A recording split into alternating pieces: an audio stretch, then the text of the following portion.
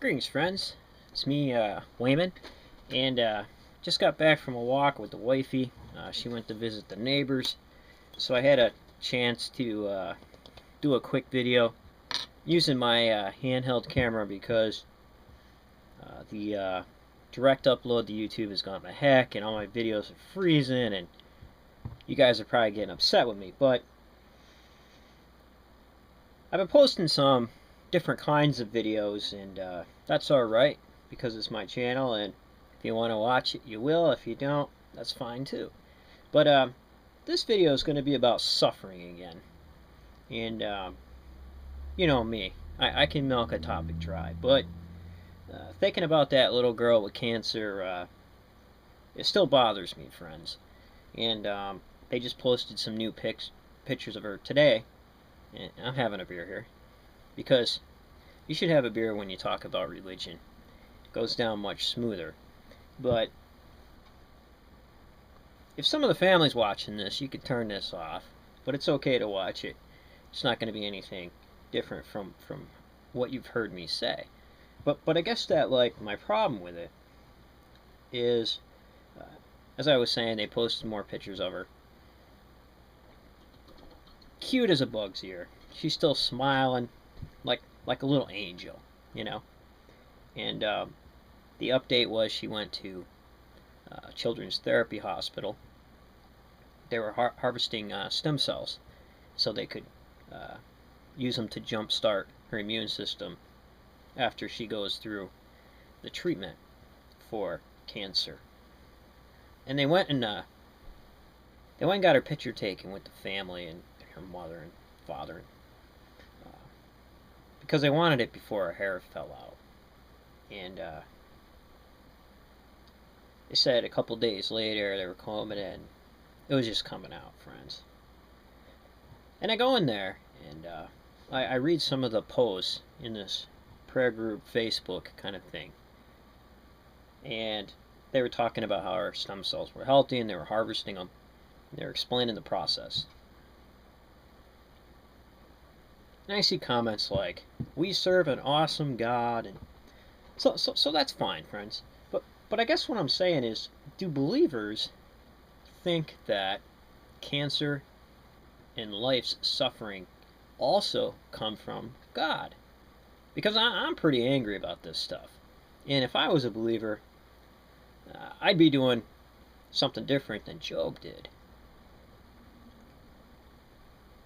You know, accepting the whole thing without saying anything.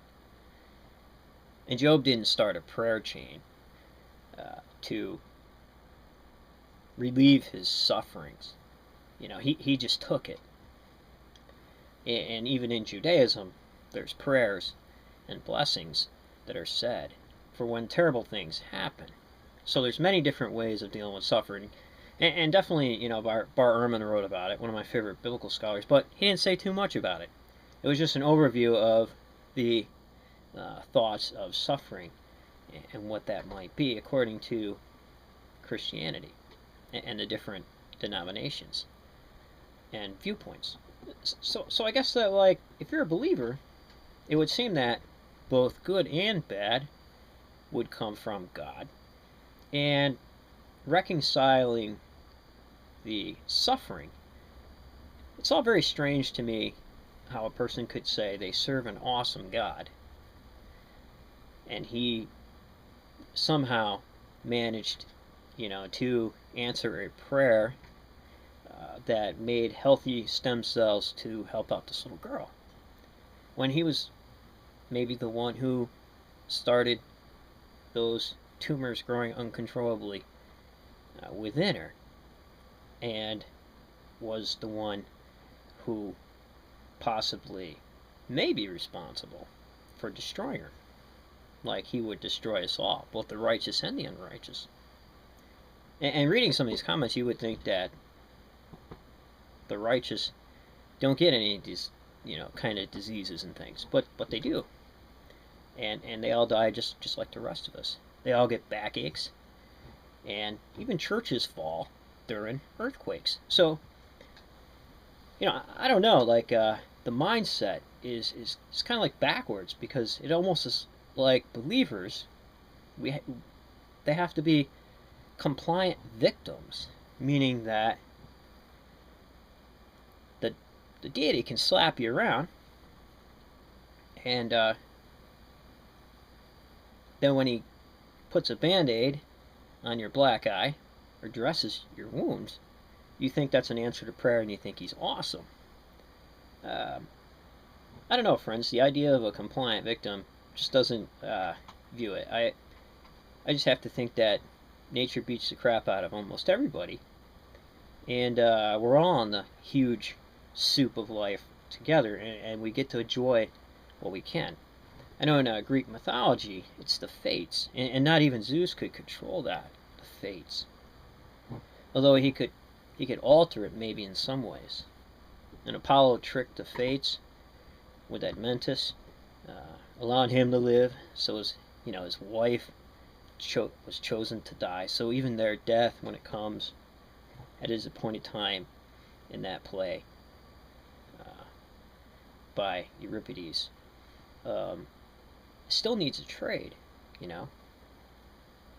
And the suffering caused, you know, that caused Prometheus to be bound to the rock in the play Prometheus Bound by Aeschylus. It was mostly suffering from tricking the gods. So, you must have done something to trick them, or you just get lucky when everything's okay. And maybe you shouldn't be proud or have hubris, and remember that it's the fates, according to Greek mythology. But then on the other side, we feel that we can pray as a form of, I don't want to say magic, but it is, in order to alter the idea of this huge plan that is supposed to be put forth by the deity. So why would we want to do that if it's in his plan to destroy this little girl? Maybe we should be doing other things than forming prayer chains. I don't know. I've said it before that doing something, is always better than praying. I mean, I could pray for a hungry guy. He's still going to be hungry, If he finds food himself, was my prayer answered? I don't know. That just don't make sense. I'd rather give the guy a sandwich or show him how to make one. So I don't know, friends. I know I'm milking the topic, but this is a tough one for me. I'll post pictures. You can go there. They posted new pictures on their blog, and you can see the beautiful smiles, And I'm gonna send that girl a hat, because her hair's gonna be falling out. It's just a horrible thing. She likes the color blue, so I'm gonna try to do something up. And I figured if I knew how to crochet or something, I'd probably crochet or something. And so she's at the rehab hospital. We can only hope that things get better, and we can only hope that things get better for everybody. We all go through this, and I think that in reality we always think that it's somebody else, but it could end up being you someday. And right now, at this moment, you get to watch this video. And maybe, we're all just lucky. So I don't know, friends. Suffering's a horrible thing. And I guess we all suffer in many different ways. But there's that whole other side, too. That when Prometheus stole fire from the gods, he also implanted in man a false sense of hope. It could be optimism. So I think that might take man pretty far. And I guess that false sense of hope could be many different things. Maybe hoping that you get rescued in a survival situation would keep you going somehow, but wouldn't allow you to give up. So I don't know, friends. Let me know what you think. this is a tough one, and it's eating me right up. Every time I see those pictures, something within me just moved deeply. So, I don't know. Take care, friends. And remember, if everybody's thinking alike, then somebody isn't thinking.